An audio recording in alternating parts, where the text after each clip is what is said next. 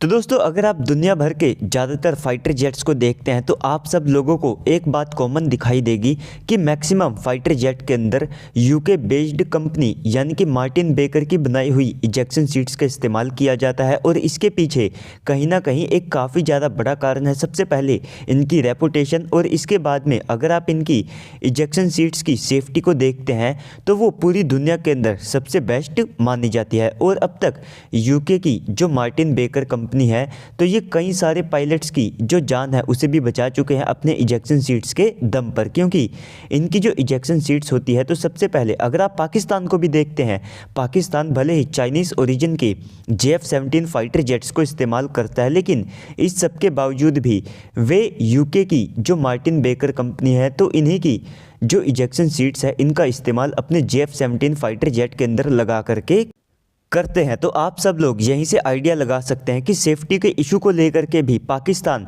ये seats costly होने के बावजूद भी इन्हीं को अपने फाइटर जेट्स के अंदर इस्तेमाल करता है। तो दोस्तों इन्हीं को लेकर के अब बताया जा रहा है कि भारत की गवर्नमेंट यूके की कंपनी मार्टिन बेकर के साथ में बातचीत कर रही है, जिससे कि इन इजेक्शन सीट्स का जो इस्तेमाल है जैसा कि आने वाले समय में हमारे देश के अंदर बड़े स्केल के ऊपर होगा, तो इस कारण से इनको हम डोमेस्टिक लेवल के ऊपर अपने देश के अंदर ही प्रोड्यूस करें। तो इसको लेकर के जो बातचीत है वो भारत ने यूके के साथ में शुरू कर दी है। और अगर आप यूके की कंपनी की इजेक्शन सीट्स की बात करते हैं तो भारत के द्वारा ही इनकी काफ़ी सारी इजेक्शन सीट्स को अपने तेजस MK-1A फाइटर जेट के अंदर भी इस्तेमाल किया जाएगा। इससे पहले हम काफ़ी सारे फाइटर जेट्स के अंदर इनका इस्तेमाल करते हैं और आने वाले समय में भारत TDBF तेजस MK-2M का जैसे जो फाइटर जेट्स है तो इनको बनाने वाला है।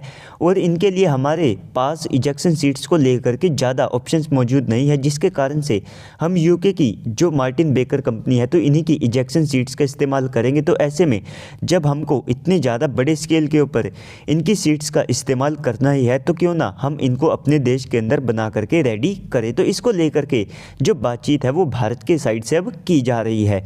इसके अलावा अगर आप फ्यूचर को देखते हैं तो भारत के द्वारा आने वाले 10 से लेकर के 15 सालों के अंदर 500 से ज़्यादा नए फाइटर जेट्स को डोमेस्टिक लेवल के ऊपर बनाया जाएगा। तो ऐसे में 500 से ज़्यादा हमको नई इजेक्शन सीट्स की आवश्यकता पड़ेगी। और इससे पहले भी हम काफ़ी ज़्यादा बड़े स्केल के ऊपर इनकी इजेक्शन सीट्स का इस्तेमाल करते हैं।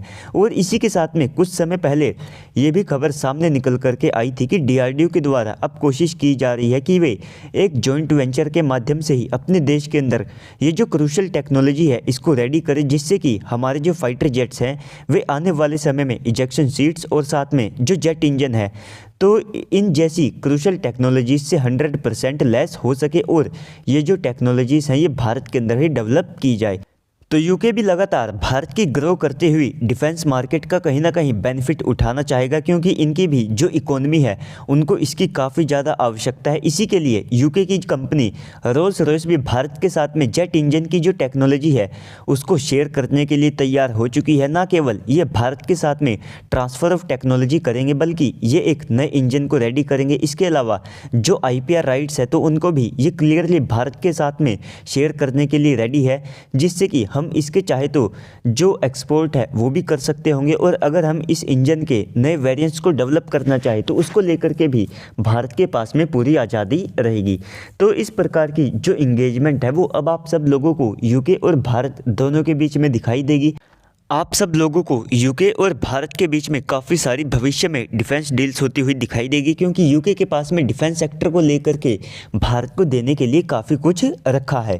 तो दोस्तों ओवरऑल इस पूरी वीडियो के बाद में अब आप सबको क्या लगता है कमेंट सेक्शन में बताइएगा। क्या भारत को मार्टिन बेकर की इजेक्शन सीट्स को अपने देश के अंदर बनाना चाहिए या फिर नहीं, या फिर हमको डायरेक्टली एक जॉइंट वेंचर के लिए जाना चाहिए जिससे कि ट्रांसफ़र ऑफ टेक्नोलॉजी के तहत हम इन इजेक्शन सीट्स की टेक्नोलॉजी को लेकर के अपने देश के अंदर बनाए। तो इसके बारे में आप नीचे कमेंट सेक्शन में मेंशन कीजिएगा। बाकी तो अगर आपको वीडियो अच्छी लगी है तो वीडियो को लाइक कर दीजिएगा। अगर आप चैनल के ऊपर पहली बार आए हैं तो चैनल को सब्सक्राइब करके कमेंट सेक्शन में जय हिंद कमेंट कर दीजिएगा। तो मिलते हैं अगली वीडियो में, तब तक के लिए गुड बाय, जय हिंद।